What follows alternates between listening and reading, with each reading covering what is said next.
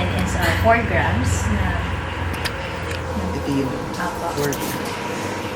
Tapos yung sugar po is 75 grams for every 1 liter. Itong dalawang Apo. Meaning kung gagawa ako ng 1 liter na kombucha, ito Yes, siya. apo siya. So, kung nyari po ito, ang vessel po kasi natin is around 4.5 liters. So, times lang po natin. So, Okay. Kasi, isi-steep pa natin yung black natin. Okay.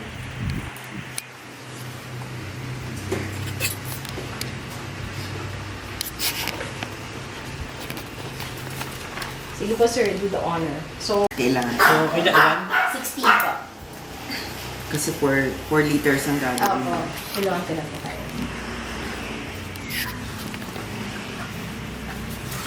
9, 10, 11.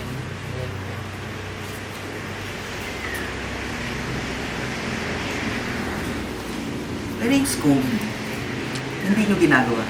Hindi po. Kailangan Actually, hindi ka may- di ba parang nata de coco yan? Opo, parang natin. Kasi mukha siya nata de coco. Mapal. Yun po yung sinasabi ko kay sir. Pwede niyo na po siyang i-split kung gusto niyo pala isang Hindi ba vessel. mamamatay yun pagka iniwa? Hindi naman pa. So, ay, sumama siya. So, kakamayin ko na po talaga. Sige lang, sige lang. Yan, ito po ano yan, yung sa mga tiyan. Yung Mga black specks. Oo, mga black specks na yan. Siya yung scoop. Opo. Tinik, ano yung tawag doon? Kung Ay, papangalanan niya sa Kobe niya, baka alagaan mo. Actually po yung iba po pinaalalahanan talaga. Oo. Alam, kung papangalan mo, do. Kobe. So, ito yung... Yan po yung maganda pag ikaw na yung nag-brew eh. Sa bagay, as you go along. Buka mo din huwag maligo ng 7 araw.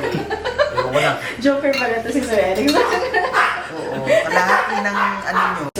Sinabi mo, meron tayo, hindi natin bibigay yan. Hindi kasama ko talaga yun. Nung dati po yung una kong workshop, wala nito. Sabi nung friend ko, hala, bibigyan kita para next na workshop mo, meron ka na.